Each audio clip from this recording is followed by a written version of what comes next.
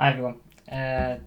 This video is really for me rather than for the viewers. This is technically just a vlog. This is for the progress of the channel after the first month. The progress has been ish, been a little bit unexpected. But obviously it's a very quick chair. I'm not going to be editing this one that much. The response has been pretty good. Number of subscribers is about where I expected, and the views and hours have been about right. For the first month, there's been about 40 hours view time, which doesn't sound like a lot, but and it isn't. And since you need about 4,000 to be able to get money off the ad revenue. I've had about 8 subscribers this month, which is great. I had a feeling it would take much longer to get the first few, so thank you for the first 8. Once again, to get to 1,000 is a very difficult task. In terms of general stats throughout the month, the first couple of weeks were just dead, and after that it's picked up quite a lot. I'm getting about 2-3 hours viewing a day, which I would like to get to about 40 or 50 hours, but it's a long way off. Also, this is for tracking the finances of the channel as well. I don't want this to get out of hand because it's a bit of a hobby at the moment, but I don't want it to cost me a fortune, which so far this month it hasn't been. It's been bad, much worse than. Oh, I had a feeling I had to buy a camera at some point, but I was hoping I'd better hold off a little longer. But as you can probably tell, the current camera being used is it's not great. So in terms of stuff I bought this month, this is just stuff for the channel. I purchased another GTX 750 Ti. This is a passive version. I wanted the slowest 750 Ti I could find, and passive seemed to be the best. Plus, I'm a fan of the passive cards. I also bought an AM2 board with a processor and 12GB RAM, which cost me £11.50. You're not seeing it on the channel yet. It's currently on the workbench to be looked at soon. And the 750 Ti cost me £39, so it's again up there. I'll post all this actually on the video in editing. There was also I purchased an 8600 GT for £9.50. That was for a XP retro build I'm doing. It's similar to a card I had back then. I had a 7600, and I want to try and recreate that to do a bit of a see how things have improved since then, because I remember that card being pretty good, but I suspect it's more nostalgia at this point. I also bought a pack of 16 retro CPUs, which there was a video I did, a simple unboxing. I'll look at those in more detail. I'll post a link, I suppose, up there. Those 16 CPUs cost me a total of £5, which is crazy when you think about it, because since some of the CPUs in there, if you've seen the video, are definitely worth more than £5.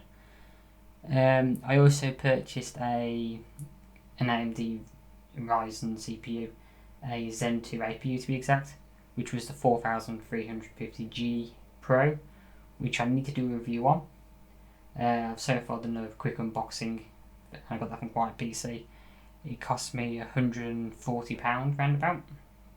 It's a very good CPU. It's about as good as it's better than a Kaby Lake i7, which is crazy when I think about how much the CPU actually cost me. We'll be using that CPU going forward for testing graphics cards and that kind of thing, because we're not the fastest CPU I own. It's the fastest CPU I have readily available, that I can just swap parts out without having to fiddle around with people's setups. And I also purchased obviously the AM4 board to go with that. It has to be a B550 board. There is a review for that, which I'll post a link just up there. That one cost me just over £100. It's been a very good board so far. I need to have a look at some of the settings in it, the underclocking and the overclocking settings. which I'll probably do a video on later, but right now I haven't got time to do that. So with that board, I would need to look at the overclocking and underclocking settings, because I would like to set the CPU to 35 watt. I'll do a video on that later, because or I could try and get the GE version of the CPU, which is already 35 watt.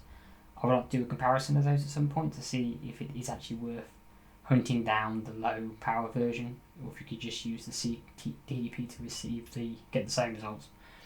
And I then also purchased a second USB capture card. My current one only really works at 1080p 60 fps, so I wanted something to capture at 4K, and I will need to review on that at some point as well as an unboxing video just up there. That cost £100, which was a considerable saving over what is currently available.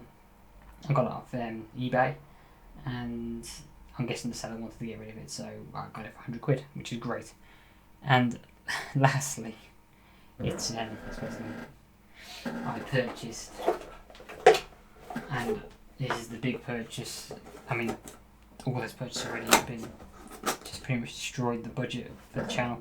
I purchased a Sony ZV-1, which is to replace this terrible camera.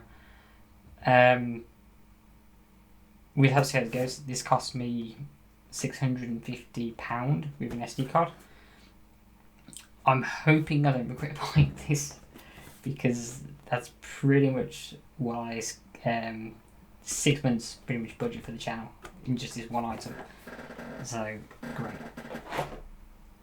And then obviously all the rest of the stuff I'd expect to spend a little bit on the first month to get a few round edges sorted out.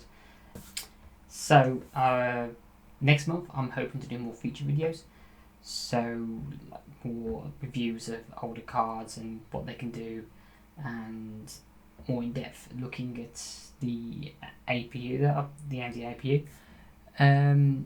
The first month was a bit difficult with trying to relearn some video editing skills and stuff.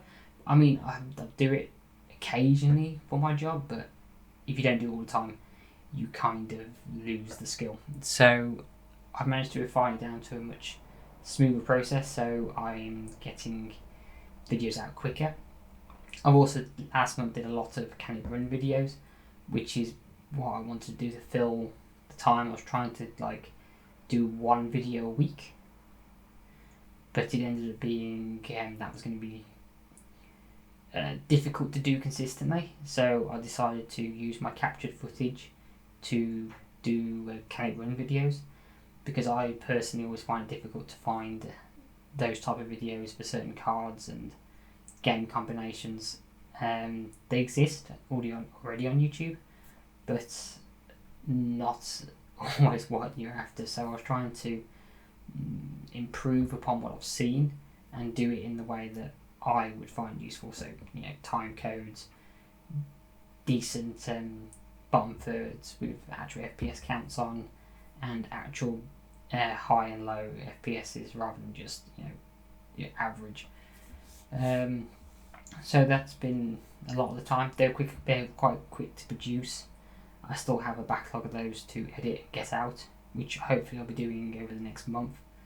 And with the feature videos, hopefully 1 or 2 a week in between.